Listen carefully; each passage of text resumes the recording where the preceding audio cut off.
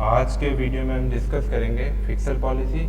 Fixer policy पे ये आपका लास्ट वीडियो है। इसके बाद फिक्सर पॉलिसी कंप्लीट हो जाएगा आपके टॉपिक। फिक्सर पॉलिसी के पहले वीडियो में हमने डिस्कस किया था फिक्सर पॉलिसी का मीनिंग और ऑब्जेक्टिव। उसके बाद के वीडियोस में हम फिक्सर पॉलिसी के इंस्ट्रूमेंट्स को डिस्कस कर रहे थे, जिसके अंदर हमने पब्लिक एक्सपेंडिचर, पब्लिक रेवेन्यू और पब्लिक डेब्ट डिस्कस कर चुके थे। और इस वीडियो के अंदर हम फिक्सर पॉलिसी के लास्ट इंस्ट्रूमेंट्स डेफिसिट फाइनेंसिंग को डिस्कस करेंगे। डेफिसिट फाइनेंसिंग को हम डेफिसिट मैनेजमेंट, घाटे का बजट या इनात प्रबंध भी बोलते हैं। तो इसको और अच्छे से समझने के लिए चलते हैं नेक्स्ट स्लाइड पे। डेफिसिट फाइनेंसिंग, इसको पहले हम रीड कर लेते हैं, फिर इसको डिस्कस करेंगे। Deficit means an excess of public expenditure over public revenue. This excess may be made by borrowing from the market, borrowing from abroad, by the central bank creating currency. तो इसके अंदर क्या होता है डेफिसिट के अंदर? Deficit का ही मतलब है कि घाटा मतलब गवर्नमेंट ऐसा बजट बनाती है जिसके अंदर जो उसके एक्सपेंडिचर है वो रेवेन्यू से ज़्यादा होते हैं। मतलब जैसे मान लो कि 100 करोड़ का एक्सपेंडिचर है और गवर्नमेंट का रेवेन्यू 90 करोड़ ही है, मतलब 90 करोड़ ही है और 100 करोड़, तो 10 करोड़ का क्या हो गया? घाटे का बजट हो गया। 10 करोड़ डेफिसिट है। अब इसको गवर्नमेंट कैसा पूरा कर सकती है? या तो इंटरनल मार्केट से पैसा उठा सकती है। इसके अंदर क्या हो सकता है? गवर्नमेंट अपने बॉन्ड इशू कर सकती है, जैसे जीरो कूपन बॉन्ड या और भी कोई बॉन्ड हो, आरबीआई के थ्रू इशू कर सकती है। या गवर्नमेंट फाइनेंशियल इंस्टीट्यूट्स है, बैंक्स है, आरबीआई है या एलआईसी, म्यूचुअल फंड्स कंपनीज है, जीआईसी है, इन सब से क्या कर सकती है? लोन ले सकती है। जब ऐसे गवर्नमेंट बोरोइंग करती है तो ये क्या हो जाता है? इंटरनल सोर्सेज हो जाते हैं, अपने देश के मार्केट के अंदर से गवर्नमेंट बोरोइंग ले रही है। अब सेकंड है बोरोइंग फ्रॉम अब्रोड। अब्रोड के अंदर क्या होता है? इंटरनेशनल फाइनेंशियल इंस्टीट्यूट्स है काफ़ी सारी, जैसे WTO है, IMF है, वर्ल्ड बैंक है, विकास बैंक है, तो डेवलपमेंट बैंक, काफ़ी सारी फाइनेंशियल इंस्टीट्यूट्स है इंटरनेशनल लेवल पे। या फिर गवर्नमेंट अपने फ्रेंड्स जो नेशन रहते हैं, मित्र राष्ट्र रहते हैं, उनसे लोन ले सकती है। अमेरिका वगैरह से काफ़ी बार इंडिया लोन लेता है। तो इस प्रकार भी बोरोइंग हो सकती है, फंड्स का अरेंजमेंट हो सकता है। और थर्ड है कि गवर्नमेंट क्या करे? कहीं से बोरोइंग नहीं ले, जो उसके डेफिसिट पड़ रहा है उतना अमाउंट से करेंसी क्रिएट कर दे, मतलब नए नोट छाप दे। आरबीआई को बोल दे कि नए नोट छाप देने चाहिए। वैसे तो बोरोइंग लेना सही होता है, क्योंकि उसको वापस रीपे करना पड़ता है। इकोनॉमी में ज़्यादा पैसा जितना आता है उतना वापस बाद में चला भी जाता है, क्योंकि रीपे करना होता है उसको। लेकिन जब हम करेंसी क्रिएट कर देते हैं तो क्या होता है? एक ज़रूरत से ज़्यादा जब करेंसी क्रिएट कर देते हैं तो वो लोगों के हाथ में परचेजिंग पावर ज़्यादा आ जाती है, क्योंकि इकोनॉमी से पैसा वो वापस जाता नहीं है, क्योंकि गवर्नमेंट को उसको रीपे करना नहीं होता है नई करेंसी। तो उस केस में क्या होता है? इन्फ्लेशन बढ़ने का खतरा रहता है। वैसे तो जो कंपनी डेवलपिंग कंट्रीज है जिसकी इकोनॉमिक ग्रोथ रेट अच्छी है, उसमें कुछ ना कुछ नई मुद्रा आनी चाहिए, नई करेंसी आती रहनी चाहिए। तो अगर उस लेवल तक है तो ठीक है। उससे ज़्यादा अगर गवर्नमेंट बहुत ज़्यादा, हद से ज़्यादा गवर्नमेंट करेंसी को क्रिएट करती जा रही है, नई मुद्रा का सर्जन करती जा रही है, नोट ज़्यादा जरूरत से ज़्यादा छाप रहे, तो वो इन्फ्लेशन बढ़ाएगा और देश दिवालियेपन की तरफ भी जा सकता है। इससे क्या होता है? जो मनी की वैल्यू रहती है वो बहुत ज़्यादा डाउन हो जाती है। तो ये 3 सोर्सेज है, उससे गवर्नमेंट डेफिसिट को पूरा कर सकती है, अपने बजट में जो डेफिसिट होती है उसको पूरा कर सकती है। इस 3 टाइप से गवर्नमेंट बोरोइंग कर सकती है। और अब हम देखेंगे पर्पस क्या होते हैं इसके। तो पहले रीड कर लेते हैं, फिर डिस्कस करेंगे। Government use deficit financing for several purpose.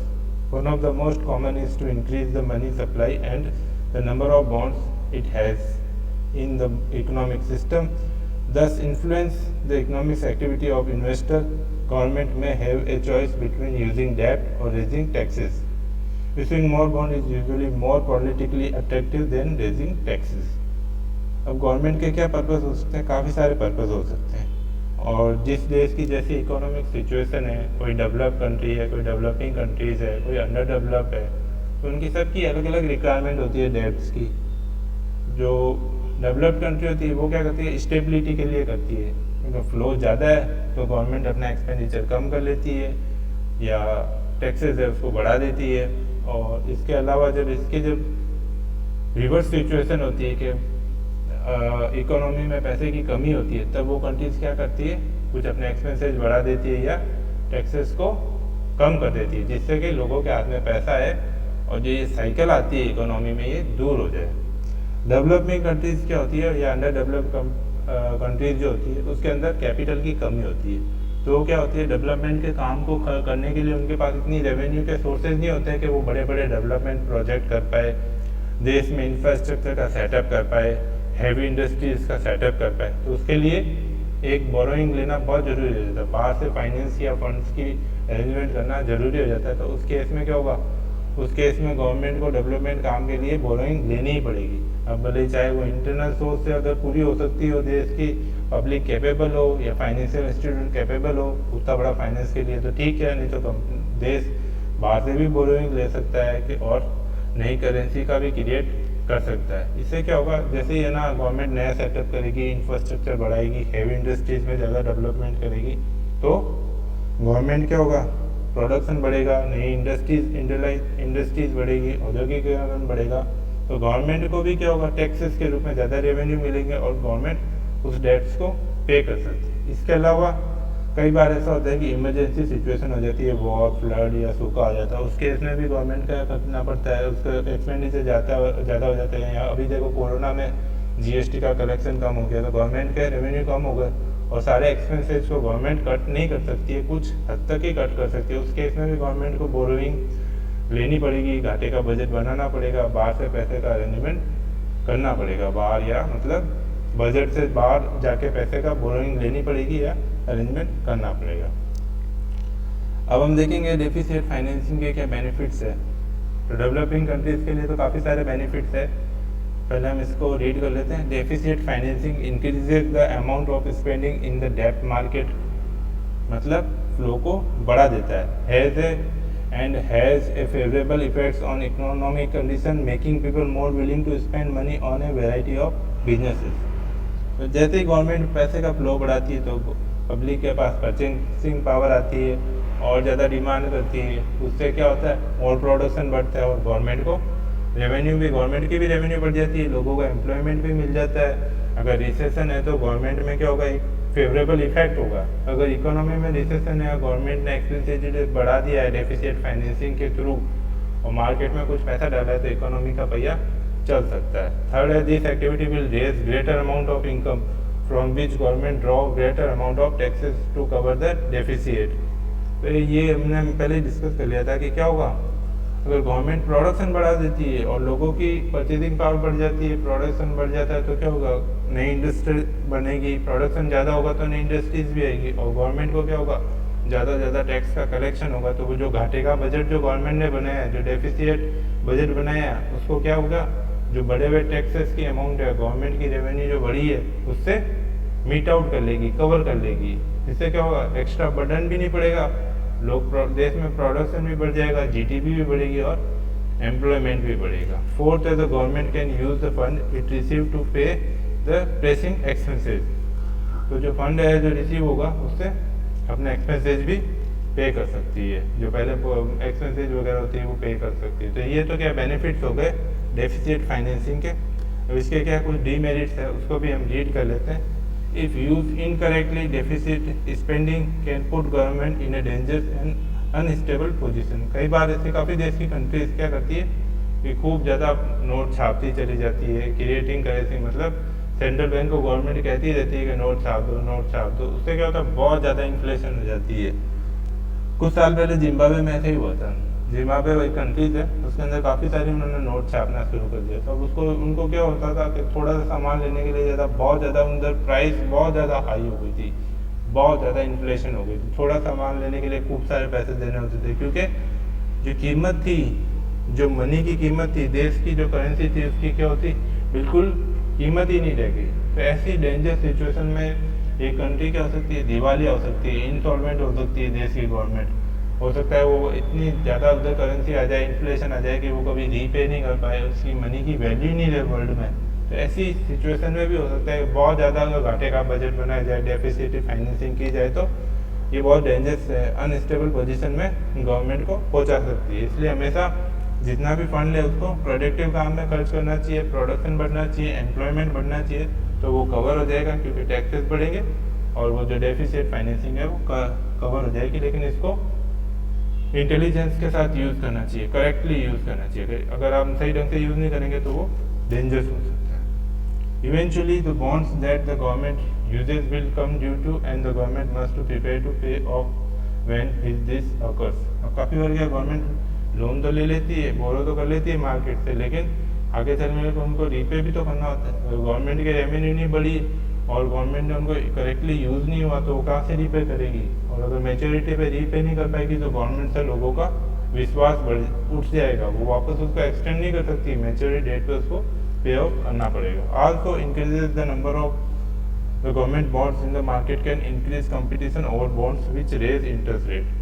क्या होगा, गवर्नमेंट बार बार बॉन्ड इशू करेगी तो फिर लोगों का इंटरेस्ट ही कम हो जाएगा। अगर कोई ज़्यादा मार्केट में कोई चीज़ आ जाती है, उसकी ज़्यादा हो जाती है, तो वो क्या होता है, लोगों का उससे मोह भंग हो जाता है। वैसे ही बॉन्ड का होगा, अब गवर्नमेंट के पहले ही बॉन्ड चल रहे हैं, फिर गवर्नमेंट वही बॉन्ड लेके आएगी तो कौन खरीदेगा, तो गवर्नमेंट को क्या करना पड़ेगा, उस पर इंटरेस्ट रेट बढ़ाना पड़ेगा। तो ऐसे जब दूसरी बार गवर्नमेंट सेम बॉन्ड्स को लेके जाएगी तो उसको इंटरेस्ट रेट बढ़ाना पड़ेगा और वो गवर्नमेंट के लिए ज़्यादा कॉस्टली पड़ेगा। फोर्थ है, interest rate across the economy will tend to follow suit, making it difficult for the many people to afford loans। तो ये क्या होगा, काफ़ी इंटरेस्ट रेट जब गवर्नमेंट ज़्यादा पे करेगी तो गवर्नमेंट लेगी भी ज़्यादा मार्केट से, तो फिर इसका भी क्या इफेक्ट आएगा, लोग लोन लेना बंद कर देंगे, लोन लेना बंद कर देंगे तो फिर इकोनॉमी में रिसेशन आ जाएगा। एक तरफ तो गवर्नमेंट ने इकोनॉमी में इस साइकिल को, रिसेशन की साइकिल को दूर करने के लिए और साइकिल इकोनॉमी के पहिए को चलाने के लिए कुछ फंड डाला है डेफिसिट फाइनेंसिंग करके, और इंटरेस्ट रेट इतनी बढ़ जाए कि लोग और लोन लेके बिजनेस वगैरह को एक्सपांसन ही नहीं करें, इंडस्ट्री की ग्रोथ ही नहीं हो, ये तो क्या होगा, उल्टा इफेक्ट पड़ जाएगा। इसलिए ज़्यादा महंगा इंटरेस्ट का रेट गवर्नमेंट लेगी तो उसको वापस जनता को भी ज़्यादा इंटरेस्ट रेट मार्केट में बढ़ जाएगी, तो क्या होगा, लोन लेना भी महंगा हो जाएगा, उससे इंडस्ट्रीज को वगैरह को एक्सपांसन करने में दिक्कत आएगी, क्योंकि मंदी के टाइम वैसे ही मार्जिन कम हो जाता है और ऐसे में अगर इंटरेस्ट रेट्स बैंक से फाइनेंस महंगा हो जाए तो वो उसका उल्टा इम्पैक्ट भी डाल सकता है। तो इसको क्या, डेफिसिट फाइनेंसिंग जो होती है इसको विजडम और एक करेक्टली यूज़ करना चाहिए, इंटेलिजेंस के साथ यूज़ करना चाहिए किसी भी देश की गवर्नमेंट को, उसकी उससे प्रोडक्शन बढ़ जाए, जिससे रेवेन्यू बढ़े, टैक्सेस का अमाउंट बढ़े और जो डेफिसिट फाइनेंसिंग की है वो कवर अप हो जाए। अब वैसे तो काफ़ी टाइप्स ऑफ डेफिसिट हैं, लेकिन मैंने यहाँ पे आपको 3 ही लिया है जो ज़्यादा चलन में है। पहले रेवेन्यू डेफिसिट, इसके अंदर क्या होता है, रेवेन्यू एक्सपेंडिचर और रेवेन्यू रिसिप्ट, इनका कंपेयर करते हैं। अगर एक्सपेंडिचर रेवेन्यू रिसिप्ट से रेवेन्यू एक्सपेंडिचर ज़्यादा हो जाते हैं तो वो रेवेन्यू डेफिसिट हो जाता है। मतलब जो रेवेन्यू एक्सपेंडिचर हमने पढ़ चुके हैं कौन से होते हैं, जो डेली के एक्सपेंसेज होते हैं, गवर्नमेंट के एडमिनिस्ट्रेशन के एक्सपेंसेज होते हैं, वो तो एक्सपेंडिचर होते हैं। और रेवेन्यू इनकम मतलब जो डेली इनकम और टैक्सेस की इनकम है, रेवेन्यू इनकम है, उनसे इनकम से ज़्यादा एक्सपेंडिचर दे जाए तो रेवेन्यू डेफिसिट होता है। सेकेंड है फिक्सल डेफिसिट, ये इंपॉर्टेंट है। इसमें क्या, टोटल एक्सपेंडिचर गवर्नमेंट का और रेवेन्यू रिसिप्ट प्लस उसमें से क्या माइनस करेंगे, non debt creating capital receipts, मतलब बोरोइंग के अलावा जो कैपिटल रिसिप्ट्स गवर्नमेंट की आ रही है, कहीं से भी आ रहा है, किसी का प्रॉफिट आ रहा है पीएसयूज का, या फिर और कोई गवर्नमेंट के पास गवर्नमेंट ने लोन दिया था वो रीपे हो रहा है, तो ये डेट के अलावा जो कैपिटल रिसिप्ट होगी वो ले लेंगे और रेवेन्यू रिसिप्ट ले लेंगे और टोटल एक्सपेंडिचर से उसका कंपेयर करेंगे। अगर total expenditure revenue plus non debt creating capital receipt से ज़्यादा है तो वो एक फिक्सल डेफिसिट हो गया। और थर्ड है डेफिसिट बजट, मतलब total receipt minus total expenditure. अगर टोटल एक्सपेंडिचर है टोटल रिसिप्ट से ज़्यादा है तो वो डेफिसिट बजटिंग होगी। ये आप लोगों के फिक्सल पॉलिसी का जो टॉपिक था कंप्लीट हो चुका है। इसमें असाइनमेंट है, पहला क्वेश्चन है define fiscal policy and give its objective, जो हमने पहले वीडियो में पढ़ा था। सेकंड है define public expenditure, explain different types of public expenditure. Third है what are the causes of increase in public expenditure. Fourth है define public revenue, what are the different type of public revenue. Fifth है define public debts, discuss different types of public debts. और last है discuss different types of deficit. Thank you. ये आपका topic complete हो चुका है pixel policy का और ये आपके असाइनमेंट है। Thank you.